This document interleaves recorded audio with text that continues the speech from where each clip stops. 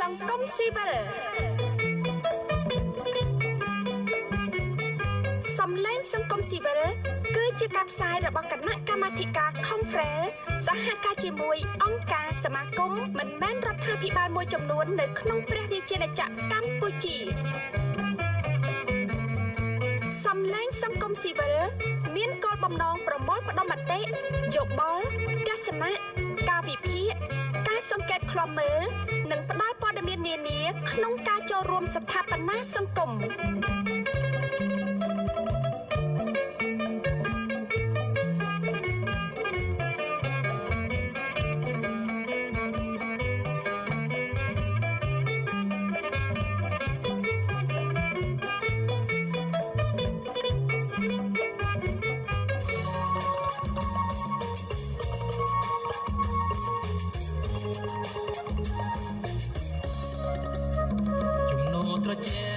ខ្ញុំធ្លាក់ពីជើងនារីភូមិយើងប្រែមុខមកកម្មវិធីស្ត្រីអាចធ្វើបានស្ត្រីតែល្អប្រពៃក៏សារត់អូនព្រីគ្រីណាស់ណាមចៅចិនណាច្បាប់នេះចាជាបឋមខ្ញុំព្រះករុណាសូមក្រាបថ្វាយបង្គំព្រះដេចគុណគ្រប់ព្រះអង្គនិងសូមគោរពជំរាបសួរដល់ពុកម៉ែបងប្អូនប្រិយមិត្តទាំងអស់ដែលកំពុងតែតាមដានស្ដាប់និងទស្សនាជាទីគោរពរាប់អាននៅថ្ងៃប្រហ័ស11កើតឆ្នាំម្សាញ់សព្វស័កពុទ្ធសករាជ2569ត្រូវនៅថ្ងៃទី29ខែមករាគ្រិស្តសករាជ2026កម្មវិធីស្ត្រីអាចធ្វើបាន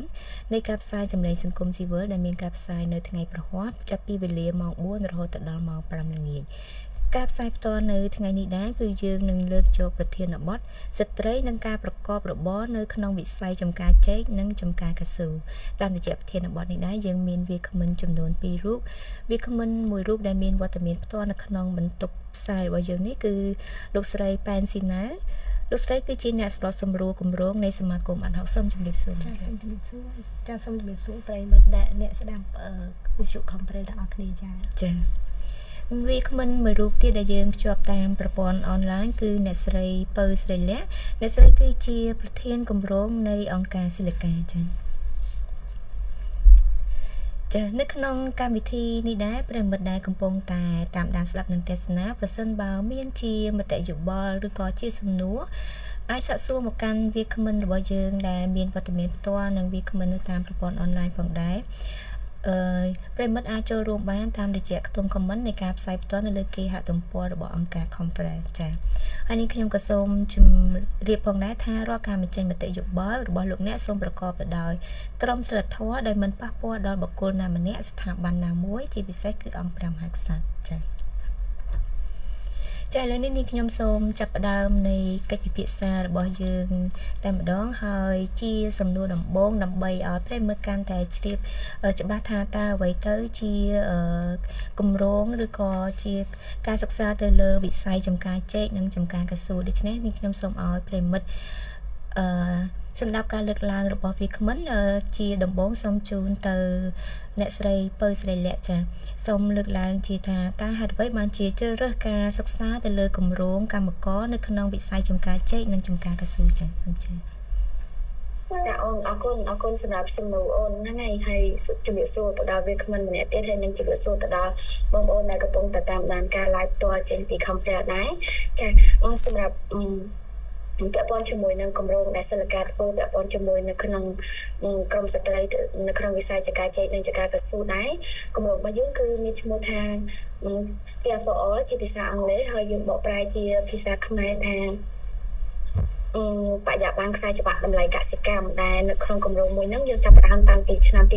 2021ហើយយើងបានបញ្ចប់នៅក្នុងខែ12ឆ្នាំ2025អញ្ចឹងមកដល់ឥឡូវហ្នឹងគឺគម្រោងរបស់យើងគឺត្រូវបានបញ្ចប់រួចរាល់ហើយនៅក្នុងដំណើរថា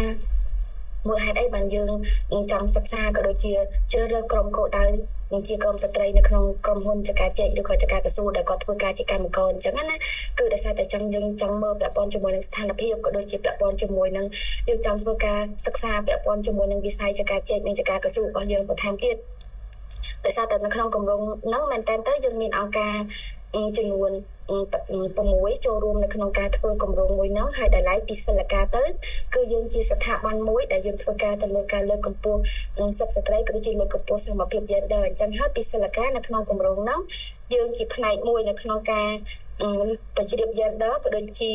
ពាក់ព័ន្ធជាមួយនឹងការបង្កើនភាពអង្អាចរបស់ស្ត្រីនៅក្នុង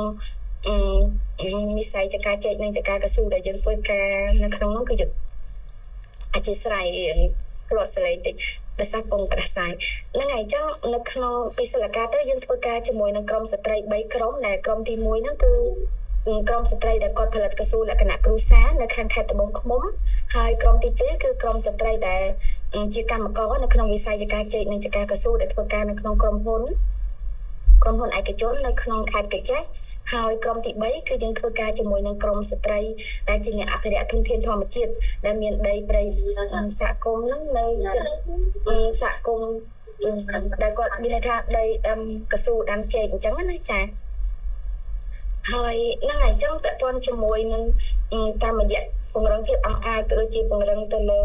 ការបញ្ជា gender នឹងដែរគឺសិលកាមានជាផ្ដល់តាមរយៈការផ្ដល់វគ្គបណ្ដុះបណ្ដាលក៏ជាកិច្ចប្រជុំជាលក្ខណៈឲ្យមានសុវត្ថិភាពសម្រាប់ពួកគាត់ក្នុងការចែករំលែករឿងរ៉ាវអីផ្សេងៗមានទាំងសិក្ខាសាលាហើយរួមទាំង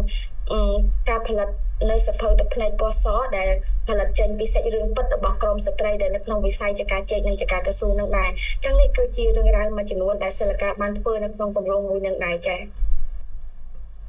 ចាសូមអរគុណដល់បងច័ន្ទសិលៈដែលបានលើកឡើងពីថាហេតុអ្វីបានជាជ្រើសរើសនៅគម្រោងនៅក្នុងវិស័យចំការចែកនិងការកស៊ូមកសិក្សាចាជូនមកបងស៊ីណៅវិញផងដែរចាបងមានអ្វីបន្ថែមថាតើហេតុអ្វីបានជាជ្រើសរើសនៅការសិក្សាលើគម្រោងនេះចាចាអរគុណច្រើនអូនហើយ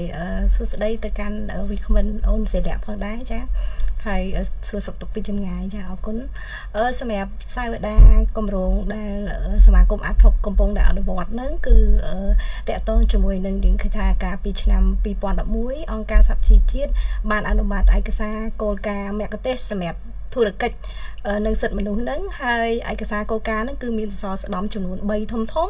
ទី1គឺការពារសិទ្ធិចាទី2គឺគោរពសិទ្ធិនិងទី3ការផ្ដល់ជាដំណោះស្រាយចា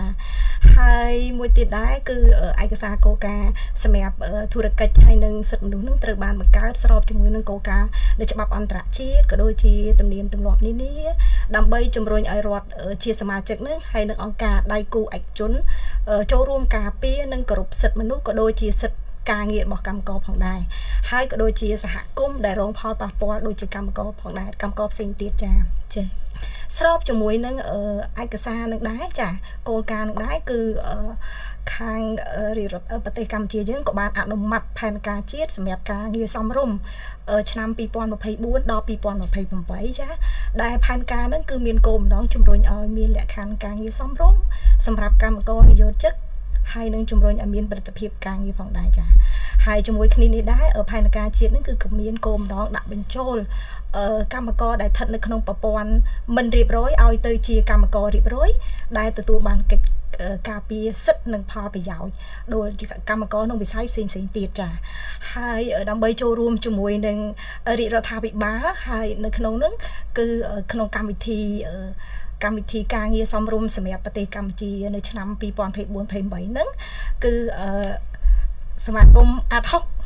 ចាដែលបានទទួលការគាំទ្រមូលនិធិពីសហភាពអឺរ៉ុបហើយសហការជាមួយនឹងអង្គការដៃគូពីរទៀតគឺអង្គការជំនួយផ្លូវច្បាប់សម្រាប់កុមារនិងស្ត្រីនិងអង្គការ Viver យើងបានអនុវត្តគម្រោងមួយដែលមានឈ្មោះថាលក្ខខណ្ឌការងារសម្រាប់កម្មករចំការជែកនិងចំការកស៊ូហើយគម្រោងនោះដែរគឺយើងចាប់អនុវត្តពីក្នុងខែ11 2023ហើយនឹងបញ្ចប់នៅក្នុងខែ10 2026នេះឆ្នាំនេះដែរចាសូមតាមចានៅក្នុងក្រោមគម្រោងនេះដែរគឺទាំងអង្គការទាំង3យើងធ្វើ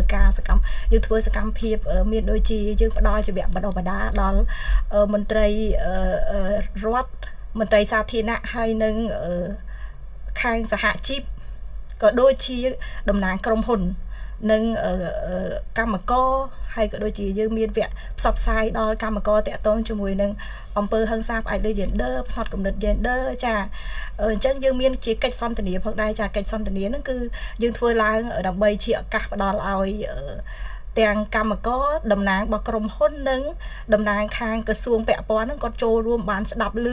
ពីបញ្ហារបស់កម្មករលើកឡើងក៏ដូចជាស្វែងរកដំណោះស្រាយជូនដល់កម្មករនិងតំណាងក្រុមហ៊ុនបើសិនជាគាត់មានបញ្ហារបស់គាត់ដែរយើងចូលរួមដោះស្រាយទាំងអស់គ្នានៅក្នុងពេល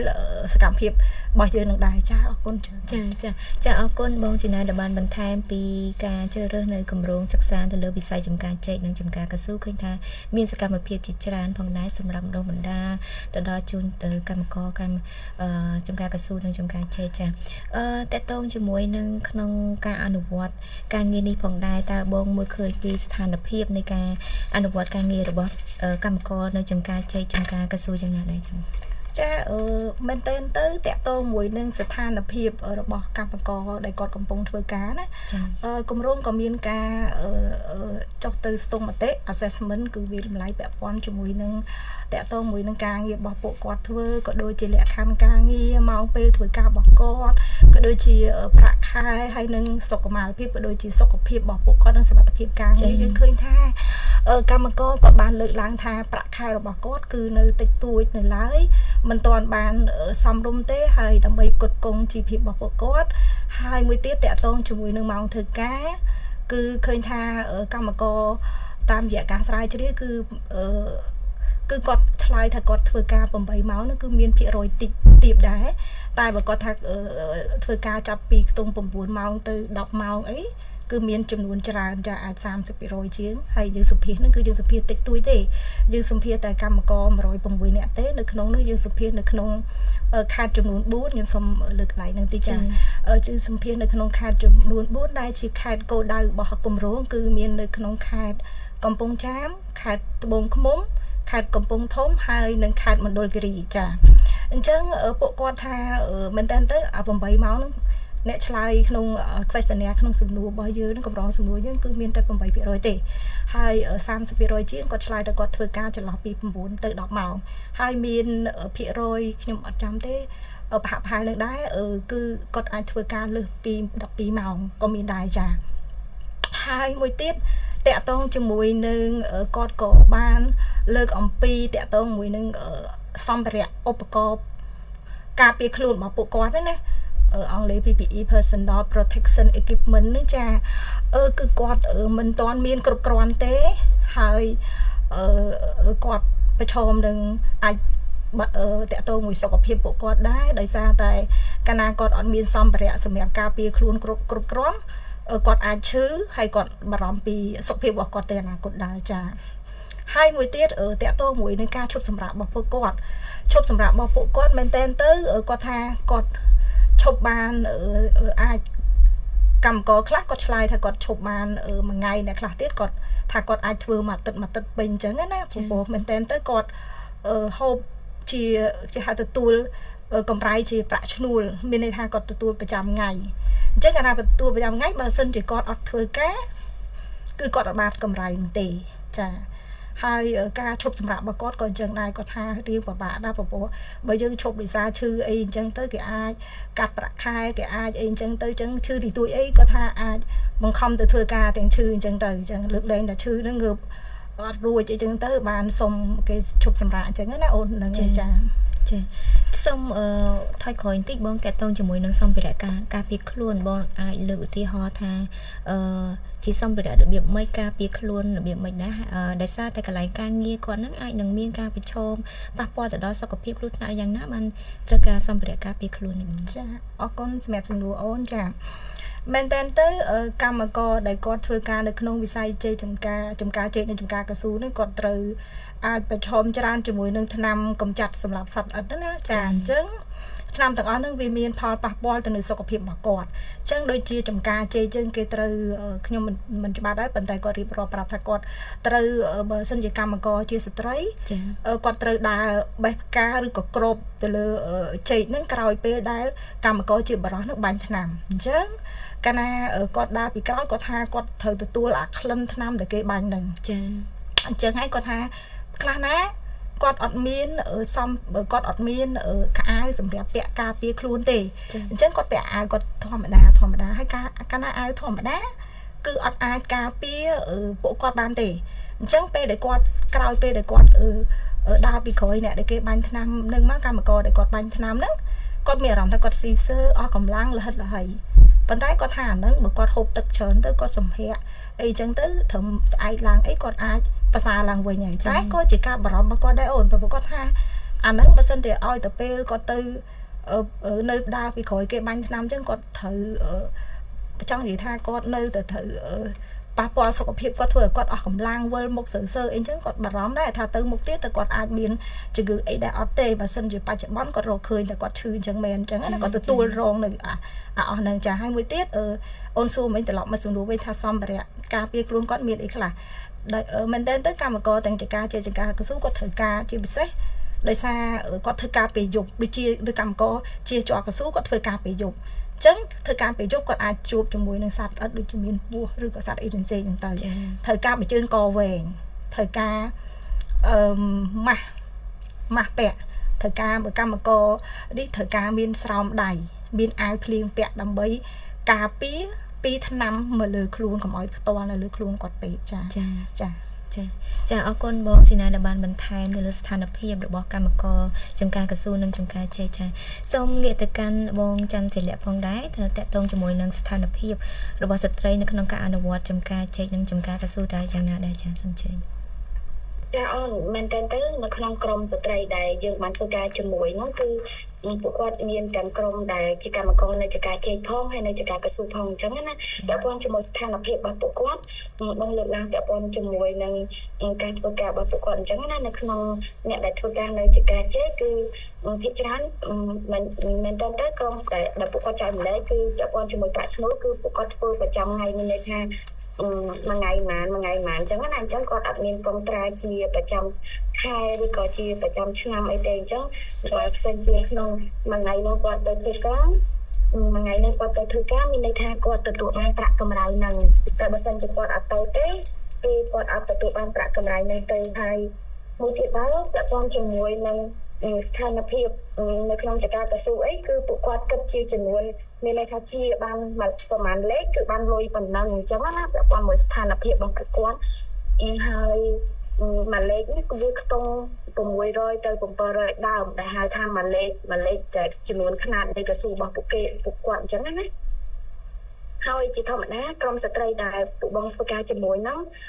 ហើយនឹងកម្មករផ្សេងទៀតដែរតាមរយៈការសួរនាំពីពួកគាត់ទៅអញ្ចឹងណាថាភាគច្រើនគឺចំណាក់ស្រុកមកពីខាងបណ្ដាខេត្តឬក៏តំបន់ផ្សេងមកធ្វើការនៅតំបន់នៅក្នុងចការកស៊ូឬក៏ចការជែកមួយហ្នឹងអញ្ចឹងទៅហើយក៏មានខ្លះដែរដែលគាត់រស់នៅក្នុងបរិបទជុំវិញមានន័យថានៅក្នុងនៅជុំវិញចការជែកហ្នឹងអញ្ចឹងណាអញ្ចឹងមានខ្លះដែរតែក៏អត់មានចំនួនច្រើនដែរអ្នកដែលចំណាក់ស្រុកមកពីចម្ងាយហ្នឹងគឺច្រើនជាងចាអរគុណបងច័ន្ទសិលៈចាចង់បន្ថែមទៅបងច័ន្ទសិលៈផងដែរថាតើកម្មករដែលប្រកបរបរនៅក្នុងចំការជែកនិងចំការកស៊ូហ្នឹងគាត់ទទួលបានសិទ្ធិអ្វីខ្លះដែលត្រូវបានធានាដោយច្បាប់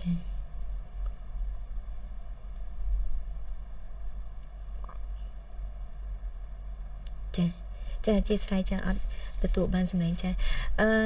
ជូនមកបងស៊ីណាវិញផងដែរចាតើតងទៅនឹងសំណួរដូចគ្នាផងដែរថាតើកម្មករដែលគាត់ប្រកបរបរនៅក្នុងចំការជែកនិងចំការកស៊ូហ្នឹងគាត់ទទួលបានសិទ្ធិអីខ្លះដែលធានាដោយច្បាប់នេះបងចាអរគុណច្រើនកម្មករដែលគាត់ប្រកបរបរនៅក្នុងវិស័យចំការជ័យចំការកស៊ូមែនតើគាត់ទទួលបានសិទ្ធិមិនជាខុសគ្នាជាមួយនឹងកម្មករដែលធ្វើការនៅវិស័យវាជនភ័ណ្ឌកាត់ដេរអីទេចាដូចជាគាត់សិទ្ធិដែលគាត់ទទួលបានទី1គាត់ទទួលបានប្រាក់ខែសមរម្យចាដែលអាចទ្រទ្រង់ជីវភាពរបស់ពួកគាត់បានហើយតកតងជាមួយនឹងកិច្ចសន្យាការងារអញ្ចឹងធម្មតាយើងដូចអូនធ្វើការអញ្ចឹងកាលណាយើងចូលធ្វើការមែនតើយើងគេអាចថាប្រធានឬក៏តំណាងឬក៏ខាងលោកខាងរដ្ឋបាលអញ្ចឹងគាត់មានជាកិច្ចសន្យាការងារឲ្យយើងក្នុងកិច្ចសន្យាហ្នឹងគឺយើងមាន ចែកអញ្ចឹងនិយាយតាក់ទងមួយថាតើគាត់បានប្រាក់បៀវត្សប្រមាណហើយគាត់ត្រូវធ្វើការរយៈពេលប្រមាណក្នុងមួយថ្ងៃហើយគាត់មានថ្ងៃឈប់សម្រាកក្នុងមួយឆ្នាំប្រមាណថ្ងៃអញ្ចឹងគិតជាមធ្យមភាពមួយថ្ងៃគាត់អាចឈប់ប្រមាណមួយខែគាត់ឈប់ប្រមាណថ្ងៃបានអញ្ចឹងណាអូនចាហើយមួយទៀតមែនតើទៅដូចគាត់ធ្វើដូចយើងធ្វើការគ្រប់គ្នាយើងនៅក្នុងច្បាប់ការងារកម្មករអាចធ្វើការរយៈពេល8ម៉ោងក្នុងមួយថ្ងៃហើយមិនឲ្យលើសពី48ម៉ោងក្នុងមួយសប្តាហ៍ទេហើយក្នុងនោះគឺក្នុងមួយខែគាត់អាចឈប់ក្នុងមួយថ្ងៃកន្លះដែលក្នុងមួយឆ្នាំគាត់អាចសម្រាប់ពីការងារបាន18ថ្ងៃចា៎ហើយមួយទៀតគាត់មានសិទ្ធិទទួលបាននៅការពារសុខភាពរបស់ពួកគាត់ចាការពារគាំពារសុខភាពរបស់ពួកគាត់មានន័យថាគាត់បើគាត់ធ្វើការនៅក្នុងចំការចេកនិងចំការកស៊ូដូចខាងដើមលើអញ្ចឹងសិទ្ធិរបស់គាត់ខាងតំណាងក្រុមហ៊ុនឬក៏មេការចាគាត់ត្រូវតែប្រគល់ផ្ដល់ជូននៅឥតគិតថ្លៃតាក់ទងមួយនឹងសម្ភារៈការពារផ្ទាល់ខ្លួនពួកគាត់ដូចជាស្បែកជើងកវែងដូចជាម៉ាស់ដូចជាស្រោមដៃចានិងឧបករណ៍មួយចំនួនទៀតដែលអាវភ្លៀងអីចឹងដើម្បីការពារកាលណាគាត់ពាក់ទាំងអស់ហ្នឹងក៏វាទប់ស្កាត់នៅការឈឺស្កាត់របស់ពួកគាត់ដែរចាហើយមួយទៀតតាក់ទងមួយសិទ្ធិដែលពួកគាត់ទទួលបានគឺសុខភាពនៅកន្លែងធ្វើការងារអញ្ចឹងអាហ្នឹងវាដូចនៅក្នុងដែលខ្ញុំលើកមិញអញ្ចឹងគឺគាត់អាចមានត្រូវតែមានអាវភ្លៀងត្រូវតែពាក់មួកត្រូវតែបោជូនដោយតកែស្បែកជើងក៏វែងអីផ្សេងៗហ្នឹងចាហើយមួយទៀតពេលដែលគាត់ឈឺឬក៏របួសអីអញ្ចឹងទៅចាមានអា first aid ហ្នឹងមានដូចជាបង់បិទសង្គ្រោះចាសង្គ្រោះបឋមហ្នឹងចាមានបងបិទរបួសមានអីផ្សេងអីដែលអាចទប់ស្កាត់ភ្លាមដោយសារវារបួសស្រាលដែរអញ្ចឹងចាហើយមួយទៀតតកតងជាមួយនឹងការគាំពារពីសុខភាពសង្គមមានន័យថាតកតងជាមួយនឹងបានសមាជិកបសសចាអញ្ចឹងមែនតើទៅបាននេះគឺជួយមែនតើជួយការពារនិងមានអត្ថប្រយោជន៍ខ្លាំងមែនតើសម្រាប់បងប្អូនចំការដែលគាត់ប្រកបរបរនៅចំការជេចំការកស៊ូណាគឺពេលដែលគាត់ឈឺស្កាត់គាត់គ្រាន់តែកាន់បានហ្នឹងទៅគាត់អាចទទួលការព្យាបាលពីខាងមន្ទីរពេទ្យដែលជាដៃគូរបស់ខាងបសដោយមិនគិតថ្លៃចាដោយមិនគិតថ្លៃអញ្ចឹងកាលណាគាត់អត់អស់លុយគាត់ត្រូវបានទទួលការព្យាបាលអត់អស់លុយអញ្ចឹងអាជីវភាពរបស់គាត់ដែលគាត់អត់ត្រូវចំណាយយកលុយរបស់គាត់ហ្នឹងទៅឲ្យខាងមន្ទីរពេទ្យដែរដោយសារតែគាត់មានបានហ្នឹងចាហ្នឹងហើយខ្ញុំសូមលើកប៉ុណ្ណឹងចាចុះសម្រាប់កិច្ចគាំពារសម្រាប់ឧទាហរណ៍ដូចជាស្ត្រីមានផ្ទៃពោះអីវិញបងចាមានអ្វីបន្ថែមពិសេសលើពីធម្មកម្មករយើងធម្មតាទៀតទេចាមែនតើទៅស្ត្រីដែលគាត់សម្រាប់មិត្តភាពដែលគាត់មានផ្ទៃពោះគឺគាត់អាចសម្រាប់តាមច្បាប់ការងារ3ខែអញ្ចឹងណាអូនចារយៈពេល3ខែដោយទទួលបានប្រាក់កម្រៃចាហ្នឹងហើយនឹងមានការបង់បានបសឲ្យទៅកម្មការនេះនឹងផងដែរចាពីសំណាក់ថៃកែឬក៏ហ្នឹងឯតកែយើងនិយាយថាតកែនឹងក្រុមហ៊ុនតែម្ដងទៅចាហ្នឹងហើយចាអរគុណបងស៊ីណាដែលបានលើកឡើងពីសារៈសំខាន់នៃការទទួលបានសិទ្ធិនៅក្នុងដែលត្រូវបានធានាដោយច្បាប់ចាជួទៅបងច័ន្ទសិលៈថាតើកម្មករជាពិសេសស្ត្រីគាត់ទទួលបានអត្ថប្រយោជន៍អីខ្លះតែតងជាមួយនឹងប្រាក់កម្រៃសមរម្យមានបទសរសរអីដែរទេចាសូមអញ្ជើញចាអូនអរគុណច្រើនហ្នឹងឯអូនពាក់ព័ន្ធជាមួយនឹងស្ថានភាពបន្ថែមទៅលើរបស់ពួកគាត់ទៅលើអត្ថប្រយោជន៍ដែរតាមរយៈអីដែលយើងបានធ្វើការសិក្សាជាមួយពួកគាត់ហើយអ្វីដូចអីដែលពួកគាត់បានលើកឡើងនៅក្នុងសភៅទឹកភ្នែកពណ៌សដែលបងបានលើកឡើងពីខាងដើមថាពីសិលកាទៅបានចងក្រងសភៅទឹកភ្នែកពណ៌សដែលយើងចងក្រងពីសាច់រឿងពិតរបស់ពួកគាត់នៅក្នុងនឹងដែរអញ្ចឹងណាអញ្ចឹងនៅតាមរយៈអីដែលជាពាក្យសម្ដីរបស់ពួកគាត់ហ្នឹងបានលើកឡើងថាពាក់ព័ន្ធជាមួយនឹងអត្ថប្រយោជន៍អីផ្សេងគឺដូចពាក់ព័ន្ធជាមួយនឹងជាកម្មករនៅក្រុមហ៊ុនចការជ័យចការកស៊ូអញ្ចឹងគឺពួកគាត់ទទួលបានថ្លៃឈ្នួលមួយថ្ងៃតែ 28,000 រៀលទេសម្រាប់ស្ត្រីហើយខណៈពេលដែលបុរសគាត់ទទួលបានចន្លោះពី 30,000 រៀលរហូតដល់ 38,000 រៀលក្នុងមួយថ្ងៃអញ្ចឹងបើសិនជាយើងមើលទៅលើកម្រិតនៃប្រាក់ឈ្នួលរបស់ពួកគាត់ប្រចាំថ្ងៃគឺឃើញថារវាងស្ត្រីហើយនិងបុរសគឺបានប្រាក់ឈ្នួលផ្សេងខុសពីគ្នាហើយនៅក្នុងនឹងដែរពួកគាត់បានលើកឡើងបន្ថែមថាទោះបីជាស្ត្រីបានធ្វើការនៅក្នុងទៅលើការងារដូចគ្នាជាមួយបុរសក៏ដោយក៏អត់ទទួលបានប្រាក់ឈ្នួលដូចបុរសដែរអញ្ចឹងណា នឹងពាក់ព័ន្ធជាមួយនឹងប្រាក់តម្លៃហើយពាក់ព័ន្ធជាមួយនឹងខាងនៅចការក្រសួងវិញគឺពួកគាត់ពាក់ព័ន្ធជាមួយនឹងទៅលើការគិតលេខអីហ្នឹងមួយលេខហ្នឹងគឺជាបានប្រមាណគឺទទួលបានប្រាក់ឈ្នួលប៉ុណ្ណឹងទៅតាមចំនួនដែលពួកគាត់អាចជាបានហើយដោយឡែកមានតែខាងចការជ័យទេដែលគាត់ទទួលប្រាក់ឈ្នួលអត់ស្មើគ្នារវាងបុរសហើយនិងស្ត្រីហើយការបើកប្រាក់ឈ្នួលទៀតសោតគឺរយៈពេល15ថ្ងៃបានបើកម្ដងហើយការបើកម្ដងហ្នឹងជួនកាលក៏មានការដែលយឺតយ៉ាវដែរកំណត់ថាបើករៀងរាល់ថ្ងៃទី15ហើយនិងថ្ងៃទី30ឬក៏31ថ្ងៃដាច់ខែអញ្ចឹងប៉ុន្តែជាធម្មតារុញទៅមុខ2ឬក៏3ថ្ងៃ4ថ្ងៃអីបន្ថែមទៀតអញ្ចឹងទៅការបើកប្រាក់ឈ្នួលរបស់ពួកគាត់អត់ទៀងទាត់ទេដែលធ្វើឲ្យពួកគាត់ពេលខ្លះគាត់ដាច់លុយដាច់អីដែរអញ្ចឹងណាហ្នឹងហើយអញ្ចឹងនេះពាក់ព័ន្ធជាមួយនឹងការប្រាក់ឈ្នួលឬក៏ពាក់ព័ន្ធជាមួយអត្ថប្រយោជន៍ពាក់ព័ន្ធជាមួយនឹងបោះសសរទៀតសោតនៅក្នុងកម្មករដែលយើងធ្វើការជាមួយហ្នឹងគឺនៅក្នុងក្រុមហ៊ុនដែលយើងធ្វើការទាំងក្រុមស្ត្រីដែលផ្សេងទៀតដែរគឺពួកគាត់អត់ទាន់មានបទសរទេនៅក្នុងការដែលគាត់ធ្វើការជាកម្មករនៅក្រុមហ៊ុនចការជ័យនិងចការកស៊ូអញ្ចឹងណាហើយគាត់ក៏ព្យាយាមស្នើសុំឲ្យក្រុមហ៊ុនធ្វើបានបទសរនឹងឲ្យពួកគាត់ដែរហើយប៉ុន្តែក្រុមហ៊ុនគាត់ថាគាត់អត់គាត់កំពុងដំណើរការគាត់កំពុងតែអីអញ្ចឹងណាតាមការលើកឡើងអីផ្សេងប៉ុន្តែរយៈពេលដែលយើងធ្វើការជាមួយពួកគាត់កន្លងមកទាំងកន្លងមកយើងបានធ្វើសកម្មភាពផ្សេងដែលអង្គការដៃគូនៅក្នុងគម្រោងជាមួយគ្នាហ្នឹងគាត់បានធ្វើសិក្ខាសាលាត្រីភាគីដែលមានខាងកម្មករខាងរដ្ឋាភិបាលខាងមានន័យថាតំណាងក្រុមហ៊ុនមកចូលរួមដើម្បីស្នើសុំក៏ដូចជាឆ្លើយតបទៅលើតម្រូវការរបស់ខាងកម្មករក៏អត់ទាន់ឃើញថាប្រហូតដល់ចប់គម្រោងនេះក៏អត់ទាន់ឃើញក្រុមហ៊ុនដែលក្រុមស្ត្រីនៅនោះគឺពួកគាត់ទទួលបានមានន័យថាបងបសសឬក៏ធ្វើបសសឲ្យខាងកម្មករដែរអញ្ចឹងឃើញថាពាក់ព័ន្ធជាមួយបសសនេះវាជារឿងមួយដែលពួកគាត់ស្នើសុំហើយស្នើសុំទៀតស្នើសុំហើយស្នើសុំទៀតប៉ុន្តែវានៅតែអត់ទាន់ទទួលបានជោគជ័យទៅលើ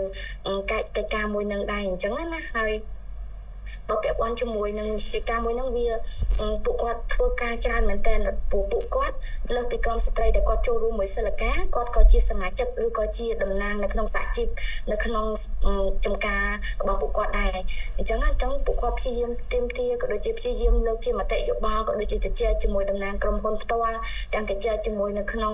តំណាងក្រុមហ៊ុនតាមរយៈសិក្ខាសាលាដែលពួកយើងរៀបចំឬក៏ជួបជាមួយតំណាងផ្ទាល់នៅឯចការក៏ដោយក៏ដំណើរការមួយហ្នឹងនៅតែអត់ទាន់បានទទួលជោគជ័យដែរគាត់ថាពាក់ព័ន្ធជាមួយនឹងមុនពេលដែលយើងចាប់គម្រោងនេះយើងបានធ្វើបច្ចុប្បន្នភាពទៅលើសភៅទឹកភ្នែកពណ៌សរបស់យើងហ្នឹងពួកពីដើមឡើយយើងមើលឃើញថាតើវាមានរឿងរ៉ាវអីខ្លះអញ្ចឹងណាតែនៅពេលដែលយើងធ្វើបច្ចុប្បន្នភាពទៅអីដែលក្រុមហ៊ុនគាត់ចាំនិយាយថាមុនពេលដែលយើងបញ្ចប់ហ្នឹងគឺយើងបានឃើញថាក្រុមហ៊ុនគាត់ចាប់ផ្ដើមគាត់បានប្រាប់ថាគាត់ប្រមូលអត្តសញ្ញាណប័ណ្ណរបស់តំណាងមួយចំនួននៅក្នុងកម្មករហ្នឹងគឺគេហៅថាមេក្រុមអញ្ចឹងណាដើម្បីទៅធ្វើបានបរិស័ទប៉ុន្តែអីដែលជាសំណួរហ្នឹងថាគាត់តែប្រមូលអត្តសញ្ញាណប័ណ្ណតើទៅធ្វើបានអត់ទាំងអត់មានបុគ្គលហ្នឹងទៅថតរូបឬក៏ទៅចូលរួមនៅក្នុងការធ្វើបាននឹងអញ្ចឹងណាអូនអញ្ចឹងអានេះគឺជាសំណួរបន្តទៀតទៅពេលដែលយើងធ្វើការជជែកជាមួយនឹងក្រុមស្ត្រីនឹងអញ្ចឹងចា៎ហើយពាក់ព័ន្ធជាមួយនឹងកិច្ចព្រមព្រៀងអីផ្សេងឬក៏ពាក់ព័ន្ធជាមួយអត្ថប្រយោជន៍អីផ្សេងនៅក្នុងហ្នឹងក៏ពួកគាត់បានលើកឡើងដែរថានៅក្នុងក្រុមហ៊ុនដែលពួកគាត់កំពុងតែធ្វើការជាមួយជាពិសេសទៅលើក្រុមហ៊ុនចការជ័យដែលកម្មករនៅចការជ័យហ្នឹងហ្មងគាត់បានលើកឡើងថាពាក់ព័ន្ធជាមួយនឹងសុវត្ថិភាពការងារទៅលើសម្ភារៈក៏ដូចជាឯកសណ្ឋានឬក៏សម្ភារៈដែលការពារសុវត្ថិភាពគាត់នៅអំឡុងពេលធ្វើការនោះគឺពួកគាត់អត់មានទេទាំងអ្នកដែលគាត់លាយជីសម្រាប់យកទៅដាក់នៅចេកហ្នឹងក៏ពួកគាត់ថាពេលដែលចូលលាយជីនៅក្នុងឃ្លាំងម្ដងអាសារធាតុគីមីនៅក្នុងជីហ្នឹងគាត់ថាគាត់ក្រហមសាច់កន្លែងណាអត់ពាក់អាវគឺក្រហមយកតែម្ដងជាពិសេសមុខរបស់គាត់ចឹងណាចឹងគាត់តម្រូវពេលដែលគាត់ចង់និយាយថាពេលដែលគាត់ចូលទៅហ្នឹងគឺគាត់មានសម្ភារៈខ្លួនឯងដែលគាត់ត្រូវចំណាយលុយដែលមួយថ្ងៃបានតែ 28,000 ហ្នឹងចំណាយលុយខ្លួនឯងហ្នឹងយកទៅទិញកស៊ូភ្លៀងយកមកពាក់ឲ្យដើម្បីទៅលាយជីហើយគាត់ស្នើឲ្យក្រុមហ៊ុនហ្នឹងមានជាឯកសណ្ឋានបើអត់មានអីធំដុំទេគាត់សុំតែកស៊ូភ្លៀងដែរអញ្ចឹងណាដើម្បីអាចពាក់ចូលទៅលាយជីហ្នឹងបានព្រោះសារធាតុគីមីហ្នឹងវាធ្វើឲ្យស្បែករបស់គាត់ឡើងក្រហមល្មមហើយឡើងកទួលអីចឹងទៅឲ្យដល់អ្នកមួយចំនួនអាច ស្រូបក្លិនហ្នឹងទៅគាត់ស្លាប់អីក៏មានដែរអញ្ចឹងណាអញ្ចឹងគាត់ស្នើឲ្យក្រុមហ៊ុនឲ្យមានសុវត្ថិភាពទៅលើសម្ភារៈនៃការប្រើប្រាស់ហើយនៅពេលដែលគាត់ការងារមួយទៀតពាក់ព័ន្ធជាមួយនឹងការកាច់ចេកកាច់សំទុះកាច់ការចេកឬក៏ពាក់ព័ន្ធជាមួយនឹងការក្របកូនចេកនៅអំឡុងពេលគេបាញ់ថ្នាំអីផ្សេងៗហ្នឹងក៏អត់មានឯកសណ្ឋានច្បាស់លាស់ដែរអញ្ចឹងអ្នកដែលគាត់ក្របកូនចេកឬក៏កាច់ការចេកនៅអំឡុងពេលដែលគេបាញ់ថ្នាំហ្នឹងវាធ្វើឲ្យសារធាតុថ្នាំហ្នឹងចូលមកមានចឹងនិយាយថាគាត់លមាស់ដៃឬក៏សារធាតុថ្នាំហ្នឹងចូលចំមាស់ចូលអីអញ្ចឹងណាអ្នកចាអ្នកមួយចំនួនគាត់លើកឡើងថាគាត់ធ្លាប់ពុលហើយធ្លាប់ស្លាប់ដោយសារតែសារធាតុថ្នាំទាំងអស់ហ្នឹងដែរអញ្ចឹងហើយវាធ្វើឲ្យអាហារនិភ័យការងាររបស់គាត់ហ្នឹងវាមានខ្ពស់មែនតើហើយស្របពេលនៅពេលដែលគាត់ទទួលបានអាសារធាតុទាំងអស់ហ្នឹងហើយផលប៉ះពាល់ទាំងអស់ហ្នឹងហើយគាត់អត់ទទួលបានបោសសរនៅពេលដែលពួកគាត់ឈឺហើយគាត់ត្រូវទៅពេទ្យគាត់ចំណាយលុយខ្លួនឯងចឹងទៀតវាធ្វើឲ្យបន្ទុកសេដ្ឋកិច្ចរបស់ពួកគាត់កាន់តែមានភាពលំបាកឡើងពាក់ព័ន្ធមួយទៀតដែរចង់លើកឡើងដែរពាក់ព័ន្ធជាមួយនឹងស្ត្រីមានផ្ទៃពោះដែរនៅក្នុងការធ្វើការនឹងដែរជាធម្មតានៅពេលដែលស្ត្រីគាត់មានផ្ទៃពោះនៅក្នុងការធ្វើការហ្នឹងគឺខាងក្រុមហ៊ុនមានជាការឈប់សម្រាកឲ្យគាត់រយៈពេល3ខែប៉ុន្តែពាក់ព័ន្ធជាមួយការថែរក្សាសុខភាពអំឡុងពេលមានផ្ទៃពោះអីហ្នឹងក៏អត់សូវគិតគូរពីសុខភាពរបស់ពួកគាត់នៅក្នុងការធ្វើការអំឡុងពេលដែលពួកគាត់ធ្វើការជាកម្មករនឹងដែរចា៎អរគុណពាក់ព័ន្ធជាមួយចំណុចហ្នឹងបងសូមមានប៉ុណ្ណឹងនៅក្នុងការចូលរួមអូនចាអរគុណបងច័ន្ទសិលៈដែលបានលើកឡើងយ៉ាងក្បោះក្បាយពាក់ព័ន្ធនឹងស្ថានភាពនិងអត្ថប្រយោជន៍ផ្សេងៗដែលយើងមើលឃើញពីការទទួលបានរវាងកម្មករនៅក្នុងសម្រាប់កម្មករចំការចេកនិងចំការកស៊ូហើយក៏ឃើញថាមានជាភាពមិនស្មើគ្នារវាងក្នុងការទទួលបានប្រាក់ឈ្នួលរវាងស្ត្រីនិងបុរសចានៅថ្ងៃនេះដែរយើងកំពុងតែជជែកពិភាក្សាទៅលើប្រធានបទស្ត្រីនិងការប្រកបរបរនៅក្នុងវិស័យចំការចេកនិងចំការកស៊ូតាមរយៈប្រធានបទនេះយើងមានវាគ្មិនចំនួន2រូបទី1គឺលោកស្រីពៅច័ន្ទសិលៈលោកស្រីគឺជាប្រធានគម្រោងនៃអង្គការសិលកាហើយវាគ្មិនមួយរូបទៀតដែលមានវត្តមានផ្ទាល់នៅក្នុងបន្ទប់ផ្សាយគឺលោកស្រីប៉ែនស៊ីណាលោកស្រីគឺជាអ្នកសម្រួលគម្រោងនៃសមាគមអាត់ហុកប្រសិនបើប្រិយមិត្តដែលកំពុងតែតាមដានស្ដាប់នឹងទស្សនាមានជាមតិយោបល់ឬក៏ជាសំណួរមកកាន់វាគ្មិនយើងទាំងពីររូបក៏អាចសាកសួរបានតាមរយៈក្នុង comment នៃការផ្សាយផ្ទាល់នៅលើគេហទំព័ររបស់អង្គការ Conference ចា៎ហើយនេះខ្ញុំក៏សូមជម្រាបផងដែរថារាល់ការបញ្ចេញមតិយោបល់របស់លោកអ្នកសូមប្រកបដោយក្រមសីលធម៌ដោយមិនប៉ះពាល់ដល់បុគ្គលណាម្នាក់ស្ថាប័នណាមួយជាពិសេសគឺអង្គការមហាក្សត្រចា៎នេះខ្ញុំសូមបន្តនៃកិច្ចពិភាក្សារបស់យើងដែលយើងបានលើកឡើងពីបញ្ហា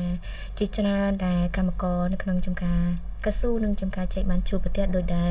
បងស៊ីណាក៏ដូចជាបងច័ន្ទសិលៈបានលើកឡើងពាក់ព័ន្ធជាមួយនឹងបញ្ហាប្រាក់ឈ្នួលចាពេលវេលានៃការធ្វើកិច្ចការងារហ្នឹងហើយនឹងការទទួលបានសុវត្ថិភាពការងារផងដែរលើកពីនេះទៀតតើបងមើលឃើញថាតើពួកគាត់ជួបបញ្ហាប្រឈមអ្វីបន្ថែមទៀតចាអ្វីដែលគាត់លើកឡើងតាមរយៈការអនុវត្តគម្រោងផងដែរគឺតកតងជាមួយនឹងការបង្កើតសហជីពក៏ដូចជាបង្កើតឲ្យមានតំណាងកម្មករសម្រាប់ពេលដែលគាត់មានបញ្ហាអញ្ចឹងទៅគាត់រាយការណ៍ឬគាត់ប្រាប់ក៏ដូចជាជូនដំណឹងទៅតំណាងកម្មករនឹងដើម្បីឲ្យជួយដោះស្រាយបញ្ហារបស់គាត់ដោយសារតែកន្លងមកគាត់អាចពេលដែលគាត់កម្មការនេះគាត់មានបញ្ហាហ្នឹងគាត់បានជម្រាបឬក៏ប្រាប់រៀបរាប់ពីបញ្ហារបស់គាត់ទៅមេការក្រុមហ៊ុនហ្នឹងគឺមិនមានតមានដំណោះស្រាយជូនពួកគាត់ទេអញ្ចឹងកម្មករគឺគាត់ចង់ឲ្យមានតំណាងកម្មករក៏ដូចជាតំណាងសហជីពនៅក្នុងក្រុមហ៊ុនរបស់ពួកគាត់ចាហើយវាមិនខុសពីអ្វីដែលខ្ញុំគាត់បន្ថែមពីសេពៅគាត់លើកមិញណាតកតងជាមួយនឹងកម្មករដែលកម្មការនេះដែលគាត់ធ្វើការនៅចំការចេកគឺគាត់ខ្ញុំបានអានសភៅទឹកភ្នែកពណ៌សរបស់គាត់ដែរគឺគាត់បាននិយាយថាគាត់អត់ដោយសារតែមេការហ្នឹងឲ្យគាត់ទិញសម្ភារៈខ្លួនឯងអញ្ចឹងណាគេអត់ផ្ដល់ជូនទេអញ្ចឹងគាត់អត់មានលុយគឺគាត់អាចប្រើប្រាស់ដៃរបស់គាត់ទៅកោអាជីដែលគេដាក់ហ្នឹងដើម្បីដាក់នៅដើមចេកចកាចេកហ្នឹងក្រោយពេលដែលគាត់បានប្រើដៃផ្ទាល់របស់ពួកគាត់ដោយពួកគាត់មិនបានប្រើស្រោម បានធ្វើឲ្យដៃគាត់នឹងហើមរមាស់អីចឹងទៅហើយទៅគាត់តម្រូវឲ្យគាត់លាងទឹកសាប៊ូក៏ដូចជាតម្រូវឲ្យគាត់ចង់និយាយថាមកបាត់ឈឺមកបាត់កទួលក្រហមហ្នឹងវាត្រូវមួយថ្ងៃពីរថ្ងៃអីចឹងទៅចាហើយមួយទៀតកម្មករជាស្ត្រីក៏គាត់បានលើកឡើងពីបញ្ហារបស់គាត់ដែរតាក់ទងមួយនឹងធម្មតាស្ត្រីគាត់មានខែរដូវរបស់ពួកគាត់អញ្ចឹងធម្មតាពេលដែលមានរដូវគាត់មកគាត់តែងតែចុកចកេះគាត់តែងតែឈឺពោះអីចឹងទៅអញ្ចឹងនៅពេលដែលសុខភាពពេលដែលវាធ្វើទុកអាការៈធ្វើទុកមកគាត់ពេលខ្លះគាត់ចង់អង្គុយបន្តិចដោយសារគាត់ចង់សម្រាកវាឈឺពោះរៀងពិបាកធ្វើការដែរចង់សម្រាកបន្តិចដើម្បីឲ្យបាត់ឈឺបន្តិចទៅយើងបន្តការងារទៀតអញ្ចឹងក្នុងគណៈពេលដែលគាត់អាចអង្គុយសម្រាកបន្តិចតួចនោះគាត់បានរៀបរាប់ថាពេលដែលគេឃើញគាត់ចង់និយាយថាមេការឬអ្នកគ្រប់គ្រងកម្មករនៅឃើញគាត់អត់ឲ្យគេស្ដីបន្ទោសឲ្យគាត់គេអត់ឲ្យគាត់សម្រាកទេគេថាសម្រាកអត់បានទេការងារត្រូវតែធ្វើអញ្ចឹងម៉ោងអនុវត្តម៉ោងធ្វើការមិនបានអង្គុយសម្រាកអីអញ្ចឹងជារួមវិញបានន័យថាស្ត្រីដែលគាត់នេះគាត់ត្រូវប្រឈមនឹងចង់និយាយគាត់អត់អាចក៏ត្រូវគេស្ដីបន្ទោសដោយសារតែសុខភាពរបស់ពួកគាត់ដែរជាទៅហៅកត្តាធម្មជាតិជីវសាស្ត្ររបស់ស្ត្រីអញ្ចឹងណាអូនចាហ្នឹងហើយចាហើយហ្នឹងឯងខ្ញុំមានប៉ុណ្្នឹងសិនចាងាកគេចាងាកទៅកាន់ជាស្រីចាបងចាំសិលាផងដែរតាបងមានអ្វីលើកឡើងបន្ថែមតកតងនឹងតើពួកគាត់ជួបនឹងបញ្ហាប្រឈមអ្វីខ្លះចាអូនអរគុណច្រើនពាក់ព័ន្ធជាមួយនឹងបញ្ហាប្រឈមទៀតផ្សេងទៀតដែលយើងមើលឃើញក៏ដូចជាពាក់ព័ន្ធតាមរយៈអីដែលពួកគាត់បានលើកឡើងដែរគឺពាក់ព័ន្ធជាមួយនឹងការរើសអើងទៅលើការងារក៏ដូចជារើសអើងទៅលើភេទដោយសារពួកគាត់ជាស្ត្រីអញ្ចឹងណាចំណុចនៃការរើសអើងខ្ញុំលើកទី1ពាក់ព័ន្ធជាមួយប្រាក់កម្រៃដែលខ្ញុំបានលើកឡើងពីខាងដើមហ្នឹងយើងមើលឃើញហើយថាស្ត្រីបានតែ 28,000 រៀលក្នុងមួយថ្ងៃខណៈពេលដែលបុរសបាន 30,000 ទៅ 38,000 រៀលក្នុងមួយថ្ងៃហើយនឹងពាក់ព័ន្ធជាមួយការរើសអើងដែលទៅលើភេទជាស្ត្រីរបស់ពួកគាត់ហើយទី2ដែរការរើសអើងមួយទៀតដែរទៅលើដូចខ្ញុំបានបញ្ជាក់ដែរថាពួកគាត់ក៏ជាសហជីពចូលរួមក្នុងសហជីពដែរអញ្ចឹងខាងតំណាងកម្មសម្រាប់ខាងតំណាងក្រុមហ៊ុននៅពេលដែលដឹងថាកម្មកររូបណាគាត់ចូលរួមជាមួយសហជីពធ្វើឲ្យពួកគាត់នឹងអត់មានចង់និយាយថាទទួលបានការមិនយកចិត្តទុកដាក់ឬក៏ពាក់ព័ន្ធជាមួយការប្រើប្រាស់ពាក្យសម្ដីអីបែបធ្វើឲ្យអ្នកដែលគាត់មកចូលរួមសហជីពហ្នឹងគាត់អត់មានអារម្មណ៍ថាគាត់ត្រូវបានគេអត់ឲ្យតម្លៃឬក៏ត្រូវបានគេកំពុងតែខ្ញុំអត់ដឹងថាប្រើពាក្យមិនទេតែរបៀបថាគាត់ពេលដែលស្ដាប់ពាក្យហ្នឹងហើយគេកំពុងតែឌឺដងឲ្យអញ្ចឹងណាអញ្ចឹងគាត់មានអារម្មណ៍ថាគាត់ធ្វើការនៅពេលដែលគាត់ចូលរួមសហជីពហ្នឹងក៏គឺត្រូវបានគេអត់ឲ្យតម្លៃក៏ដូចជាពាក់ព័ន្ធជាមួយនឹងថាគេកំពុងតែមើលឃើញថាគាត់គឺជាមុខសញ្ញាមួយដែលគ្រោះថ្នាក់សម្រាប់ក្រុមហ៊ុនរបស់គេអញ្ចឹងទៅហ្នឹងហើយអញ្ចឹងអានេះវាជារឿងដែលខ្ញុំលើកឡើងពាក់ព័ន្ធជាមួយនឹងកត្តាប្រឈមបន្ថែមទៀតក្រៅពីអីដែលខ្ញុំបានលើកឡើងមុនហ្នឹងចាអរគុណបងច័ន្ទសិលាចាតាមរយៈការអនុវត្តគម្រោងរបស់បងវិញចា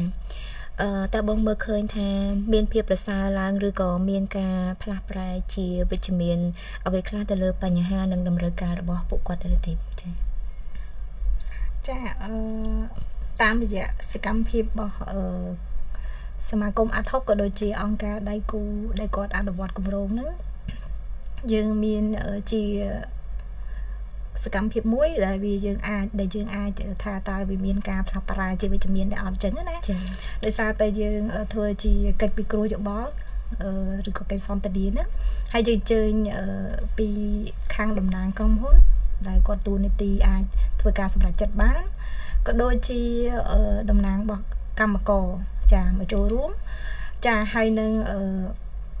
កម្មករខ្លួនឯងដែរក្នុងនោះមានកម្មករដែរហ្នឹងគឺគាត់បានលើកឡើងពីបញ្ហាប្រឈមរបស់ពួកគាត់ដូចមានបានបអសមានអីផ្សេងសំឧបករណ៍ការពារខ្លួនអីចឹងណាអូនហ្នឹងហើយអញ្ចឹងពួកគាត់លើកហើយក្នុងនោះយើងស្ដាប់ទាំងក្នុងកិច្ចសន្ទនានេះយើងស្ដាប់តាំងពីបញ្ហារបស់កម្មករក៏ខាងតំណាងក្រុមហ៊ុននោះលោកក៏មានបញ្ហារបស់ពួកគាត់ដែរអញ្ចឹងតើតងមួយបានបអសវិញថាងឥឡូវក្រុមហ៊ុនអត់ទាន់ធ្វើឲ្យទេតែក្រុមហ៊ុនគាត់បានលើកឡើងថាអញ្ចេះទេគាត់ថាគាត់ព្យាយាមធ្វើឲ្យកម្មករដែរប៉ុន្តែដោយហេតុថាកម្មករនោះលោកអត់ទាន់មានអត្តសញ្ញាណប័ណ្ណនិងឯកសារពាក់ព័ន្ធមួយចំនួនដែលខាងមន្ត្រីបបសនិងលក្ខខណ្ឌបបសគេ ធ្វើឲ្យអញ្ចឹងទៅអញ្ចឹងពេលខាងមន្ត្រីបសចុះមកធ្វើអញ្ចឹងទៅអាចឯកសារគ្រប់ចឹងក៏ត្រឡប់ទៅវិញអញ្ចឹងគាត់ចាំអាចមានគ្នាច្រើនកម្មករមកច្រើនជុំគ្នាអញ្ចឹងទៅបានធ្វើឲ្យបានធ្វើបានបសម្ដងអញ្ចឹងទៅចាអញ្ចឹងនៅក្នុងកម្មវិធីនឹងដែរនៅក្នុងសកម្មភាពមួយនឹងដែរយើងឃើញថាពេលដែលកម្មករក៏លើកឡើងអំពីបញ្ហា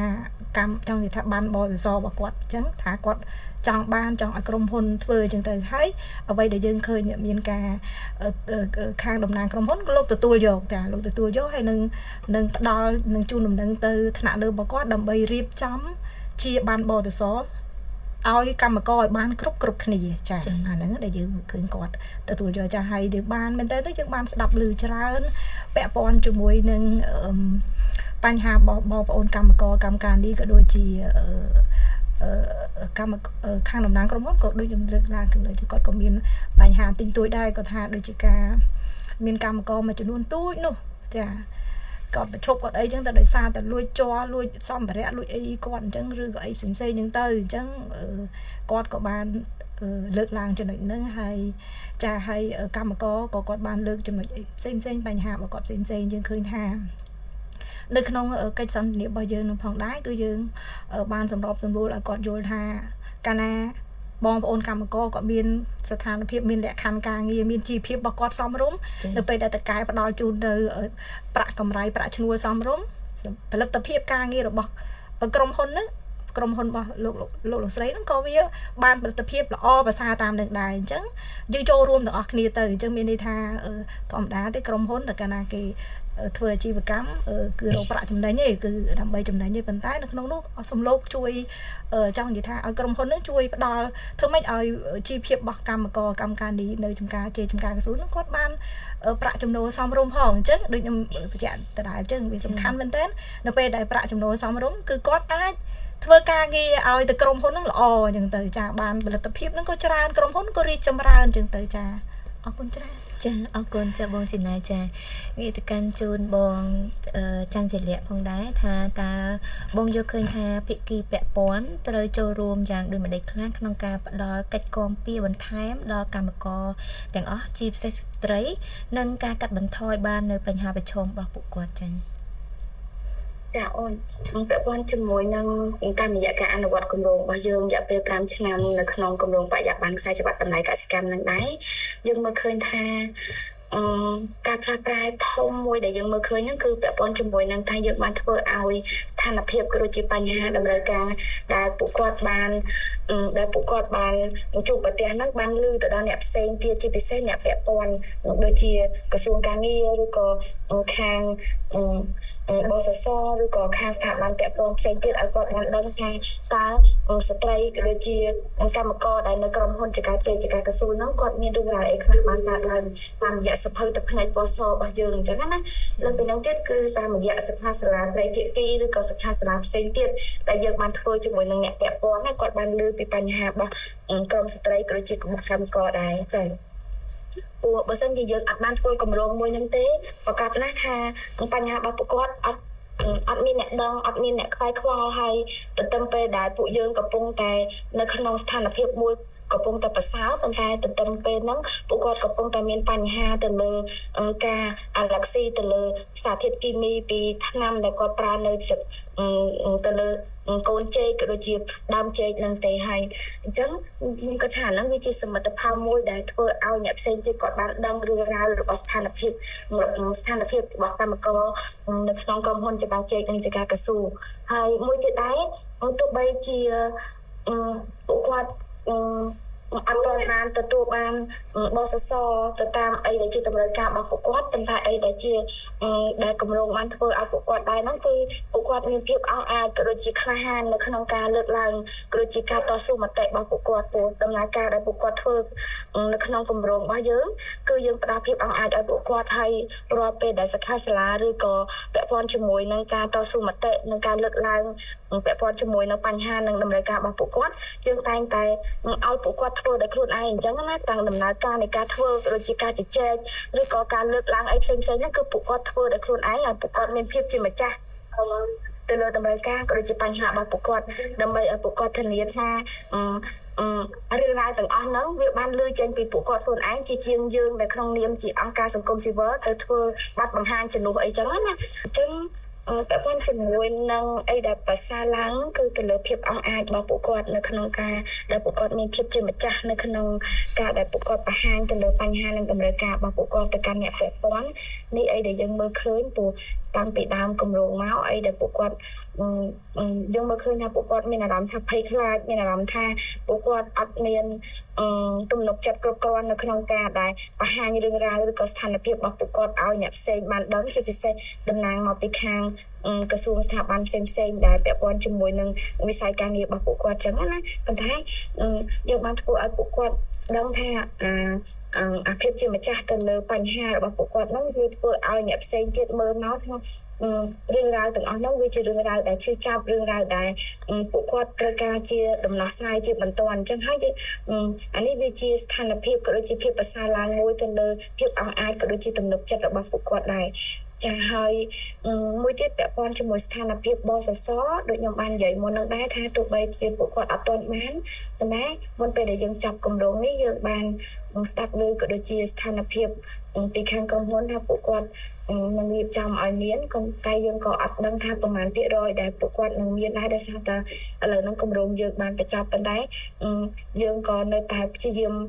សាកសួរក៏ដូចជាព្យាយាម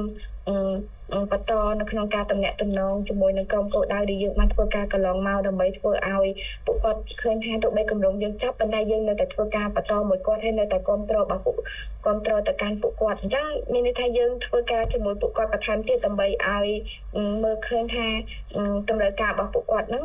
ត្រូវបានពួកគាត់ខាងក្រុមហ៊ុនហ្នឹងឆ្លើយតបទៅលើតម្រូវការនិងបញ្ហាទាំងអស់ហ្នឹងចា៎ចាអរគុណបងច័ន្ទសិលៈចាជួនមកកាន់បងស៊ីណាផងដែរតាក់ទងទៅនឹងភាគីពាក់ព័ន្ធដែលត្រូវតែចូលរួមយ៉ាងដូចម្តេចខ្លះដើម្បីកាត់បន្ថយនៅបញ្ហាដែលពួកគាត់ប្រឈម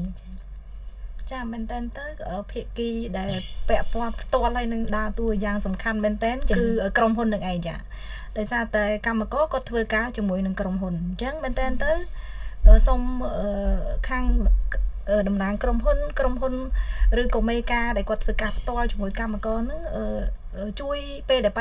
ពេលដែលកម្មការនេះគាត់មានបញ្ហាហ្នឹងលើកឡើងឬក៏ជំរាបហ្នឹងជួយដោះស្រាយបញ្ហាជូនពួកគាត់ផងមែនទេទៅពេលខ្លះគាត់ត្រូវការជំនួយយ៉ាងខ្លាំងពីខាងតំណាងក្រុមហ៊ុនក៏ដូចជាក្រុមហ៊ុនផ្ទាល់នឹងឯងចា៎ហើយមួយទៀតខ្ញុំឃើញខ្ញុំភ្ជាប់ជាមួយនឹងអូនសិលៈគាត់លើកមិញតាក់ទងមួយនឹងការផ្លាស់ប្ដូរមួយចំនួនយើងឃើញថាកម្មវិធីគម្រោងរបស់យើងហ្នឹងយើងមានជាកិច្ចសន្ទនាហ្នឹងជួបគ្នារវាងតំណាងក្រុមហ៊ុនហើយនឹងកម្មករអូនសម័យមើលធម្មតាកម្មករចង់គាត់ខ្លាចអ្នកធំជាពិសេសមេរបស់ពួកគាត់ហើយ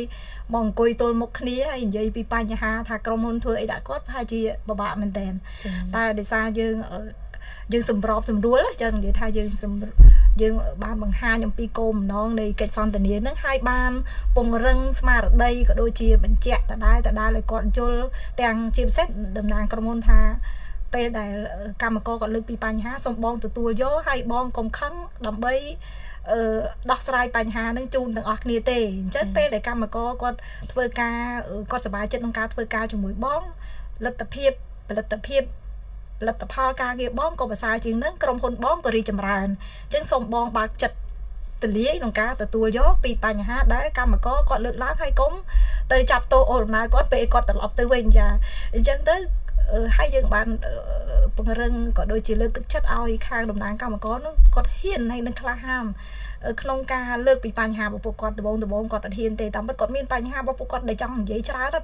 ពីក្រុមហ៊ុនមកពីផ្ទះមកដល់ពេលឃើញតំណាងក្រុមហ៊ុនរៀងរួចរាយដែរអញ្ចឹងទៅគាត់និយាយទៅគាត់ហ៊ានគាត់អាចលើកពីបញ្ហារបស់ពួកគាត់ដោយមិនមានការភ័យព្រួយថាទៅវិញតកែស្ដីបន្ទោសឬក៏ប្រឈប់អីអញ្ចឹងទៅឬក៏ហៅតណែនាំអីអញ្ចឹងណាអូនចាអរគុណបងស៊ីណាចាបាទលើកឡើងពីភាគីពាក់ព័ន្ធហើយភាគីពាក់ព័ន្ធដែលសំខាន់នោះគឺក្រុមហ៊ុនហើយនឹងរវាងការសម្រួលគ្នារវាងក្រុមហ៊ុននិងកម្មករដើម្បីលើកឡើងពីបញ្ហាយើងចង់បាននៅដំណោះស្រាយដ៏ល្អមួយសម្រាប់កម្មការនេះជាពិសេសគឺស្ត្រីចាដែលធ្វើការនៅចំការចែកនិងចំការកស៊ូផងដែរចាឥឡូវដោយសារតែពេលវេលាយើងបានមកដល់ទីបញ្ចប់ហើយជាមតិយោបល់ចុងក្រោយចាជូនដំបងស៊ីណាចាមានជាមតិយោបល់ឬជាអនុសាសន៍អ្វីសម្រាប់ប្រធានបទយើងថ្ងៃនេះដែរចា ចាអូយលឿនមែនតើ1ម៉ោងចាអរគុណច្រើនសម្រាប់វិសុ conference ដែលបានអញ្ជើញនាងខ្ញុំមកហើយនាងខ្ញុំសូមមានមតិយោបល់មកតិចតួចទេគាត់ថាស្នើសុំទៅជាពិសេសនោះគឺក្រសួងការងារ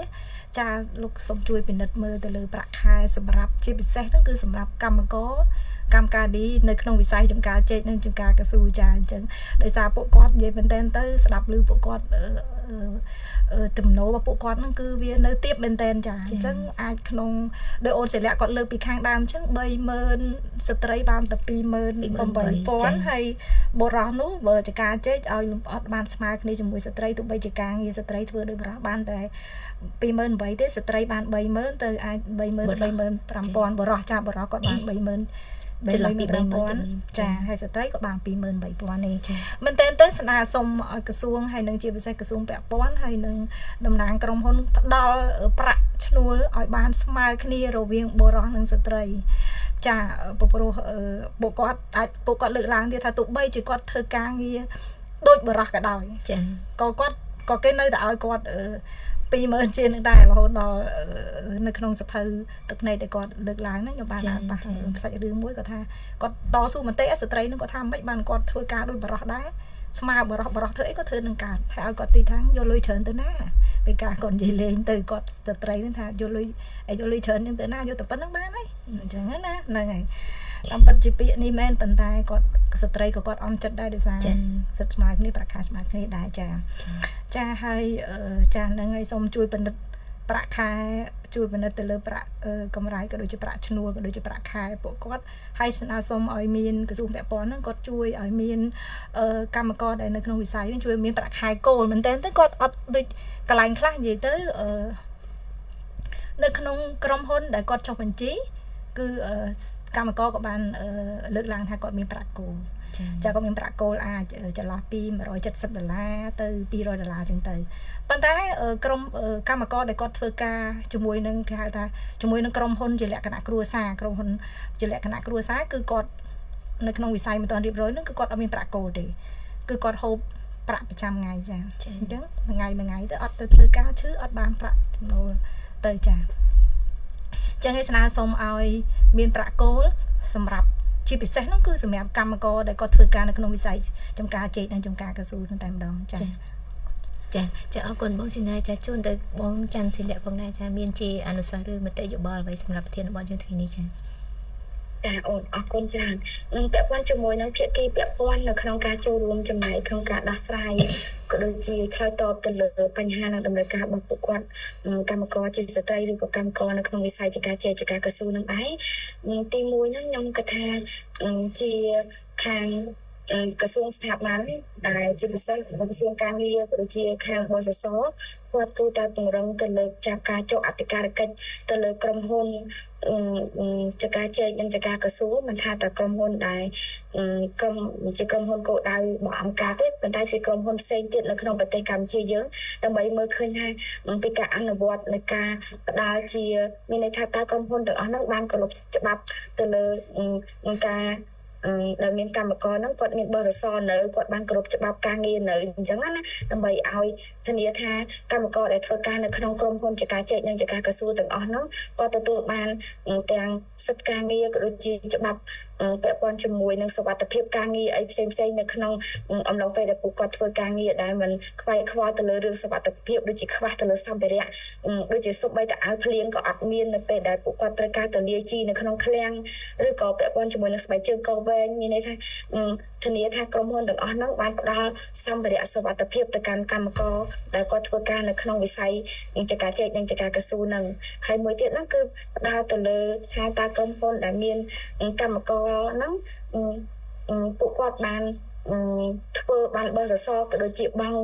ទៅលើវិភាគទានបសសហ្នឹងទៅកាន់កម្មករដែលធ្វើការផ្ទាល់ជាមួយនឹងក្រុមហ៊ុនហ្នឹងហើយឬនៅអញ្ចឹងណាដើម្បីឲ្យពួកគាត់ចុះអធិការកិច្ចបន្ថែមទៀតទៅលើការ ងាររឿងរ៉ាវទាំងអស់ក្នុងបន្ថែមទៀតដើម្បីធានាថាកម្មករពិតជាទទួលបានបទសសរក៏ដូចជាមានសុវត្ថិភាពនៅកន្លែងធ្វើការងាររបស់ពួកគាត់ទី2ដែរគឺអាជ្ញាធរនៅក្នុងមូលដ្ឋានតែម្ដងអាជ្ញាធរដែលនៅក្នុងមូលដ្ឋានទៅលើភូមិឃុំក៏ដូចជាស្រុកដែលពួកគាត់ដែលមានកម្មករពីចំណាក់ស្រុកពីតំបន់ផ្សេងទៅធ្វើការនៅកន្លែងហ្នឹងណាគូតែចុះនៅក្នុងការសួរសុខទុក្ខក៏ដូចជាចុះជួបជាមួយពួកគាត់ប្រជុំឬក៏សាកសួរពីស្ថានភាពព្រោះពេលខ្លះគាត់ថានៅពេលដែលមានបញ្ហាគាត់អត់ដឹងថាគាត់ទៅរកអាជ្ញាធរនៅណាទេពួកដោយសារតែពួកគាត់ចំណាក់ស្រុកមកពីចម្ងាយពេលដែលមានបញ្ហាខាងក្រុមហ៊ុនមានបញ្ហាជាមួយក្រុមហ៊ុនគាត់អត់ដឹងថាត្រូវធ្វើម៉េចអីចឹងណាដោយសារពួកគាត់ចំណាក់ស្រុកមកពីចម្ងាយគាត់មានអារម្មណ៍ថាគាត់អត់សូវមានសុវត្ថិភាពនៅក្នុងការលើកឡើងក៏ដូចជាសុវត្ថិភាពនៅក្នុងការទៅរកអាជ្ញាធរទេអញ្ចឹងហើយខ្ញុំគិតថាក្នុងនាមជាអាជ្ញាធរនៅក្នុងមូលដ្ឋានក៏ដូចជាដើម្បីឆ្លើយតបទៅលើតម្រូវការរបស់ខាងកម្មករដែរគួរតែមានការប្រជុំឬក៏ជាការសួរសុខទុក្ខរយៈពេលប្រហែលម្ដងអីចឹងទៅដើម្បីឲ្យខាងកម្មករគាត់មានអារម្មណ៍ថាអូអាជ្ញាធរនៅក្នុងមូលដ្ឋានហ្នឹងដឹងពីសុខទុក្ខរបស់ពួកគាត់ក៏ដូចជាដឹងថាពួកគាត់បានចំណាក់ស្រុកមករស់នៅក្នុងនឹងធ្វើការបែបហ្នឹងអញ្ចឹងហើយចង់ឲ្យពួកគាត់ទទួលដឹងលើពីស្ថានភាពក៏ដូចជាបញ្ហាផ្សេងដែរព្រោះហើយណាមួយទៀតដូចបាននិយាយដែរថាដើម្បីឲ្យពួកគាត់មានអារម្មណ៍ថាកក់ក្ដៅហើយពេលដែលមានបញ្ហាគាត់ដឹងថាគាត់គួរតែទៅរកអ្នកណានៅក្នុងការជជែកក៏ដូចជានៅក្នុងការរាយការណ៍អីផ្សេង